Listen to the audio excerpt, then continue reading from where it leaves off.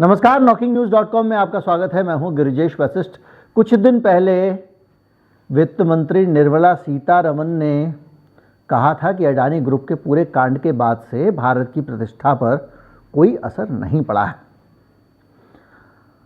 और उसके बाद से लगातार कई नए घटनाक्रम हो रहे हैं और वो घटनाक्रम सामने आए हैं।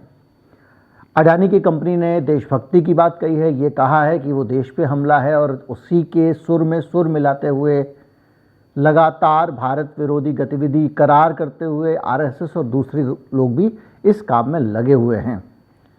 लेकिन इसके बावजूद क्या ये जो सब कुछ हो रहा है ये भारत के हित में है? क्या ये जो आरएसएस ऑर्गेनाइजर में लेख लिखता है ये देश हित में है? क्या ये जो सोशल मीडिया पे चल रहा है ये देश हित में है? क्या सरकार का रवैया अडानी जी को लेकर देश हित में है? क्या इन सारी चीज़ों से हमारे जो इंस्टीट्यूशंस हैं उनका रवैया, इन सब चीज़ों को मिला के क्या हमारा देश सुरक्षित हो रहा है? क्या देश का इससे भला हो रहा है?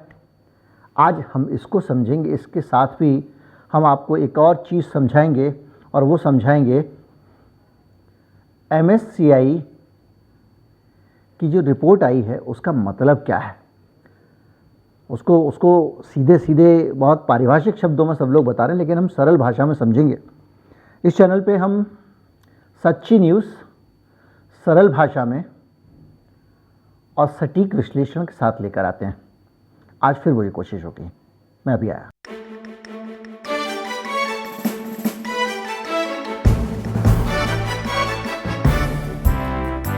भैया अडानी जी फिर लुढ़क गए हैं। सीढ़ी पे लुढ़कते जा रहे हैं, टम्बल डाउन।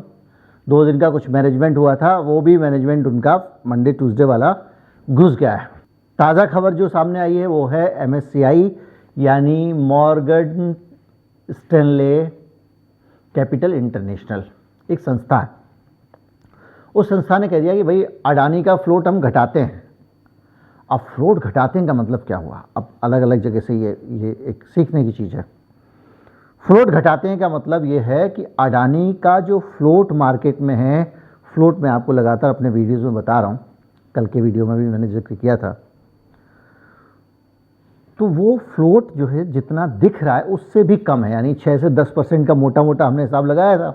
तो उनको लगा होगा कि फ्लोट तो ज़्यादा नहीं है, कम है। मतलब फ्लोट कम होने का मतलब ये है कि पूरे 100% शेयर में से एक बहुत छोटा सा हिस्सा ही ट्रेड के लिए उपलब्ध है, जिसको लोग खरीद बेच पा रहे हैं। बाकी सारा का सारा जाम पड़ा हुआ शेयर। प्रमोटर का शेयर 75% अडानी जी का उनके पास रखा हुआ है। इसके अलावा और बाकी जो है वो जो LIC जैसे लोग हैं और जो 15% के आसपास जो विदेशी कंपनियां हैं उनका पैसा है, ये ट्रेडेबल नहीं है। तो अभी क्या हो रहा था, फ्लोट को बड़ा दिखा के कुछ ऐसा इन्वेस्टमेंट भी ट्रेड में काम आ रहा था जो शेयर के मार्केट को ऊपर नीचे कर सकता था। आप समझ चुके हैं कि मैंने आपको बताया था कि कैसे, पहले ही वीडियो मैंने जब से अडानी पे शुरू किया है बता दिया था। तो फ्लोट छोटा घोषित कर दिया। इसका मतलब ये है, वो ये मानते हैं कि जो अडानी की कंपनियां हैं ये इसका फ्लोट कम है और फ्लोट कम होने का मतलब ये है कि इसके प्राइस को मैनिपुलेट किया जा सकता है। और इसके साथ ही उन्होंने हिंडनबर्ग के उस आरोप को कहीं ना कहीं से कंफर्म कर दिया है कि भैया इनके पास में 100 में से 4 रुपए के शेयर हैं, जिनको ऊपर खरीदोगे या नीचे करोगे तो पूरा 100 रुपए का कंपनी ऊपर नीचे होती है। दूसरे शब्दों में इतना बड़ा साम्राज्य और इतना शेयर मार्केट में, और अडानी जी दुनिया के सबसे अमीर आदमी बन गए, जो उनका मार्केट कैपिटल इतना बढ़ गया, उसकी वजह यही थी ये जो 4% 6% है इसमें हवा भरी जा रही थी और इससे ये पूरा का पूरा गुब्बारा बड़ा बन जा रहा था।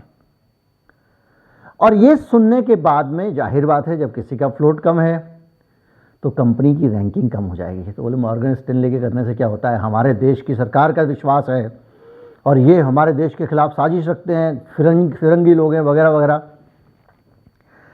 तो ये फ्लोट कम हो गया तो उससे क्या फ़र्क पड़ता है?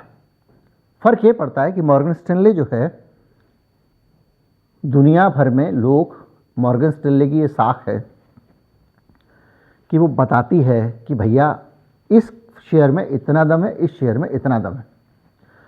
तो जो फॉरेन का इन्वेस्टमेंट आता है, जो विदेशी लोग हमारे देश की कंपनियों के शेयर खरीदते हैं, वो ये देख के खरीदते हैं कि भैया इनकी रैंकिंग कैसी है, इस कंपनी का कारोबार कैसा है, इसकी हेल्थ कैसी है। अब हर आदमी अलग अलग से तो इन्वेस्टिगेट करने जाएगा नहीं, तो ये कंपनी क्या करती है, कंपनियों की जो सेहत है उसका अंदाज़ा लगा के उसके आधार पर एक लिस्ट तैयार करती है, जिसको ये लोग इंडेक्स कहते हैं। अलग अलग तरह की लिस्टें होती हैं कि इंडिया इंडेक्स है जिसमें भारत की कंपनियों के नाम हैं, कभी उन्होंने बना दिया इंफ्रास्ट्रक्चर इंडेक्स, तो इस तरह के वो कॉम्बिनेशन है उनके, कई तरह के इंडेक्स वो जारी करते हैं। उन इंडेक्स में से वो कई लोगों को निकाल भी देते हैं। दुनिया की कई कंपनियां उनके इंडेक्स से बाहर निकालने से ही, ऐसी बड़ी बड़ी वर्ल्ड के नंबर 1 2 टाइप की एक चाइनीज़ कंपनी थी, बर्बाद हो गई थी वो, तो इस तरह से तबाह हो चुकी हैं। तो इन्होंने निकाला तो नहीं अपने इंडेक्स से, लेकिन उनकी कर दिया ग्रेड नीचे, और ग्रेड नीचे कर दी है। और उसके साथ साथ एक और चीज़ हो रही है, देखिए मैं अभी आता हूँ कि भारत को क्या करने की ज़रूरत है और भारत पे क्या फ़र्क पड़ रहा है। पहले आप इसके अलावा आप देखिए कि हमारे यहाँ पे मूडी है ना, स्टैंडर्ड एंड पुअर और गोल्डमैन सैशे और मॉर्गन स्टैनली का तो आप बता ही दिया। इसके अलावा बहुत सारी अलग अलग कंपनियां, अलग अलग bank, Barclays, Citigroup, Deutsche Bank, Credit Suisse ने तो इनके बॉन्ड को ही आपने कहा बार कर दिया था कि भाई इसको हम नहीं लेंगे, गिरवी नहीं रखेंगे अपने पास में, इस बॉन्ड को गिरवी रख के हम कर्जा नहीं देंगे। तो एक के बाद एक क्या हो रहा है कि इंटरनेशनल एजेंसियां एक्टिव हैं और अडानी के पूरे व्यवहार पर नज़र रखे हुए हैं कि ये कंपनी, और वो नए सिरे से हर आदमी अपनी जगह जांच कर रहा है, क्योंकि लोग उसके भरोसे पे पैसा लगाते हैं, या फिर कोई बैंक है तो वो खुद पैसे दे रहा है। अडानी के बॉन्ड का हाल आपने देख ही लिया, 30% बॉन्ड यील्ड, यानी आप 100 रुपये, जो आपको 2 महीने बाद पैसे मिलने वाले हैं अडानी से 130 रुपये, वो बॉन्ड भी लोग 100 रुपये में बेचने को तैयार है। तो ऐसे में भारत की सरकार का क्या फर्ज बनता है, इसको आपको समझना पड़ेगा। हमको क्या करना चाहिए, इस देश को क्या करना चाहिए? क्या हम अडानी के साथ डूबेंगे? अभी जो सबसे बड़ा संकट है वो ये है कि दुनिया भर की एजेंसियां अपने अपने स्तर पे जांच कर रही हैं, अपने अपने स्तर पे पहचान कर रही हैं, और पहचान करने के बाद कदम उठा रही हैं। जैसे कल मैंने आपको बताया कि बैंकों ने कहा कि भाई आप जो है, हम अपने आपका जो पैसा है वो हमारे पास, जो आपने शेयर गिरवी रखा हुआ था वो काफ़ी उसका दाम गिर गया है, अब उतने शेयर में लोन नहीं मिल सकता, आप पैसे लाके जमा कराइए। तो अडानी जी ने पैसे जमा कराए, ये फाइनेंशियल टाइम्स की रिपोर्ट थी, कल मैंने आपको बताया। तो जब सब तरफ इनका जो अलग अलग जगहों पे हाल खराब है, और उस पूरी हालत में अगर भारत की सरकार, भारत की एजेंसियां, आरबीआई, सेबी, एलआईसी सब कहते रहेंगे कि नहीं अडानी मस्त है, कोई चिंता की बात नहीं है, तो इससे क्या संदेश आएगा? ये बार्कलेज और जो दुनिया भर के बैंक हैं जिन्होंने कहा कि भाई आप वापस लाइए, मार्जिन मनी जमा कीजिए, क्योंकि आपके शेयर का दाम बहुत गिर गया, आपने शेयर गिरवी रखा था, उसका दाम कम हो गया है, तो अब हम जो है वो आपको लोन नहीं दे सकते, पैसे लाइए। इन्होंने पैसे जमा किए। वहीं पे स्टेट बैंक ऑफ इंडिया कह रहा है कि भविष्य में भी अडानी को लोन देने पर हम गुण दोष के आधार पर विचार करेंगे। एक संदेश मार्केट को आप दे रहे हो कि अभी अडानी से हमको कोई दिक्कत नहीं है, सब कुछ ठीक है अडानी का। तो ये संदेश आप भारत के लोगों को दे सकते हो। स्टेट बैंक ऑफ इंडिया को बाहर भी लोग देख रहे हैं। एलआईसी कह रही है कि एलआईसी के चेयरमैन ने कहा कि हम पैसे नहीं निकालेंगे अडानी के शेयर से बाहर, ऐलान कर दिया। तो इससे ये पता लगता है कि आप जो कर रहे हो वो ट्रांसपेरेंसी के दायरे में नहीं आ रहा है। और कोई भी विदेशी संस्था, कोई भी विदेशी व्यक्ति जब भारत में इन्वेस्ट करेगा, भारत की कंपनियों के शेयर खरीदेगा, तो वो ये देखना चाहेगा कि भाई साहब सब कुछ ठीक तो है इनके यहाँ पे, इनके घर में सब कुछ ठीक तो है। तो ठीक कैसे पता करेगा? जब उसको ये लगेगा कि यार ये सारी दुनिया के बैंक तो कह रहे हैं कि इसका शेयर गिर गया है, ये गिर गया है, और इनके एसबीआई तो कह रहा है कि सब कुछ ठीक है। पूरी दुनिया के इंडेक्स करेक्शन करने में लगे हुए हैं, तरह तरह से रिव्यू कर रहे हैं, और भारत का सेबी मजे से बैठा हुआ है। पूरी दुनिया के इन्वेस्टर पैसे निकाल रहे हैं। अभी देखिए किस कंपनी ने, मैं आपको बताऊं, आपका एक तो मार्क मोवियस जो हैं, जो एक्स टेम्पल्टन में पहले काम करते थे, टेम्पल्टन म्यूचुअल फंड में, उन्होंने कहा सीएनबीसी पे बात करते हुए कि अडानी इन्वेस्टमेंट के लायक ही नहीं है। 86 साल के हैं, MIT के छात्र हैं वो। और इसके अलावा और बहुत सारी चीज़ों में एक कंपनी जो है उसने अपना पैसा भी वापस ले लिया है और मूडीज़ ने भी अपना जो है वो डाउनग्रेड कर दिया है। तो आप ये बताइए कि जब पूरी दुनिया से लोगों को खबरें मिल रही हैं और भारत की सरकार अगर इस मामले पे अभी तक SBI ने नहीं बताया है कि एक्सपोजर अडानी का किस तरह का है, उनके पास जो शेयर गिरवी हैं उनका दाम क्या था जब गिरवी रखे गए, LIC नहीं बता रहा कि किस रेट में उसने शेयर उठाया था, और सरकार चुप रहेगी, संसद में अगर चीज़ों को छुपाती रहेगी तो इसका असर बुरा पड़ने वाला है। और विदेशी निवेशक भारत की व्यवस्था में ट्रांसपेरेंसी ना पाके, नीतियों में भेदभाव पाकर और लीगल फ्रेमवर्क अच्छा ना होने का बहाना बनाकर, क्योंकि देखिए हिंडनबर्ग ने ये आरोप लगाया था कि ये भारत के कॉरपोरेट गवर्नेंस कैसे होता है इसका उदाहरण है। तो आपको करना क्या होगा? देखिए आपके पास कोई आता है, पुलिस आती है आपके पास में, या दुनिया के लोग कहते हैं भाई मेरा हार चुरा के भागा ये चोर, और ये चोर आपके घर में घुसा हुआ है, और आप दरवाजे पे खड़े हो जाओगे, नहीं है आप हमारे घर के खिलाफ साजिश कर रहे हो, ये कर रहे हो, वो कर रहे हो, तो उससे शक और बढ़ेगा। क्यों ना आप ऐसा करें कि दो लोगों को उनके बीच से बुलाएं और उनको कहें कि भाई आ जाइए, आप घर में देख लीजिए, हमारे घर में नहीं है, वो तलाशी ले लेंगे, आपका विश्वास बढ़ जाएगा। भारत की सरकार को आज अडानी नहीं, भारत की साख के ऊपर जो संकट आता जा रहा है उसको भी समझना पड़ेगा। सरकार को ट्रांसपेरेंट होना पड़ेगा। JPC जांच की मांग हो रही है, करवाइए, क्योंकि एक अडानी देश नहीं है। अगर जांच होती है और अडानी दोषी पाए जाते हैं और सरकार ईमानदारी से सजा देती है तो पूरी दुनिया में एक संदेश जाएगा कि भारत में लीगल फ्रेमवर्क बहुत स्ट्रांग है।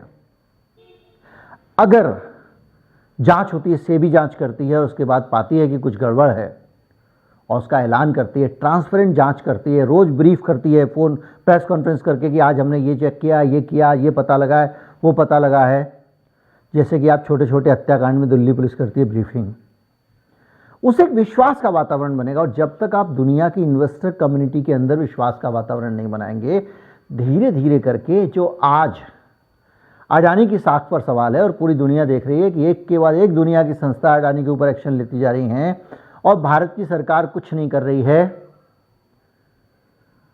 तो वो सीधा सीधा भारत के ऊपर आएगा। तो आप अगर इसको घुमा के देखें तो भैया देश का दुश्मन कौन है और देश का दोस्त कौन है? देश के दुश्मन वो लोग हैं जो देश की छवि को खराब कर रहे हैं, देश के अंदर नीतियां स्पष्ट नहीं हैं ये संदेश दे रहे हैं, देश के अंदर अपराधों को छिपाया जाता है ये संदेश दे रहे हैं, अपराधों की खुलकर निष्पक्ष जांच नहीं कराई जाती ये संदेश दे रहे हैं। वो लोग देश के दुश्मन हुए कि नहीं हुए? या वो लोग देश के दुश्मन हुए जो आपके ऊपर कह रहे हैं कि देखो जी आपके यहाँ गड़बड़ है, देखो जी आपके यहाँ गड़बड़ है। और एक चीज़ और सोचिए, ये जो पैसा लगा है अडानी साहब का, ये पैसा आया कहाँ से है? कुछ कंपनियां, बेनाम कंपनियां जिनके इन्वेस्टर्स का नहीं पता है, जिनके मालिक का नहीं पता है कौन है, किसी कंपनी में मोटा मोटा पैसा अडानी साहब का लगा हुआ है। ये कंपनियां भारत में उस कंपनी में इन्वेस्ट कर रही हैं जो भारत में रक्षा उपकरण भी बनाने की लाइन में खड़ी हुई है, अडानी ग्रुप। क्या ये भारत की सुरक्षा के लिए बड़ा सवाल नहीं है? क्या सरकार को जांच नहीं करनी चाहिए? आप कह सकते हो कि मैं एक अकेला सब पे भारी, आप कुछ भी कह सकते हो, लेकिन असल और बहुत ज़्यादा मजबूत बात यह है कि भारत को अपनी साख को, उसकी साख पे, देश की साख पे अडानी की जो तथाकथित घपलेबाजियां हैं उसके कारण जो असर पड़ रहा है, उस साख को बचाने के लिए काम करना ही चाहिए। और अगर सरकार ये काम नहीं करेगी तो इस देश के साथ में अच्छा नहीं होगा। हमें दुनिया के इन्वेस्टर्स का इन्वेस्टमेंट अगर भारत में लाना है, आप चाहते हैं कि वो यहाँ के शेयर करें, यहाँ के बाज़ार में पैसा लगाएं, यहाँ के इंडस्ट्री में पैसा लगाएं, इन्वेस्टमेंट करें, यहाँ कारखाने खोलें, तो आपको भरोसा न दिलाना पड़ेगा कि हमारे यहाँ का सिस्टम पूरी तरह पारदर्शी और निवेशक के लिए सुरक्षित है और हम ईमानदारी से, न्याय से जांच करते हैं। उम्मीद करता हूँ वीडियो आपको अच्छा लगा होगा, आप समझे होंगे कि ये क्यों ज़रूरी है, और ज़्यादा से ज़्यादा लोगों तक वीडियो को पहुँचाएं और समझने की कोशिश करें कि आने वाला समय और भी ख़राब होने वाला है और अडानी जी का भविष्य केवल भारत की सरकार, भारत की सेबी और एसबीआई तय नहीं करती है, और दुनिया के बाज़ार में दुनिया भर की एजेंसियाँ ये फैसला लेती हैं, और अगर आप गड़बड़ करेंगे तो ये आपके लिए मुश्किल होने वाली है। नमस्कार, जय हिंद।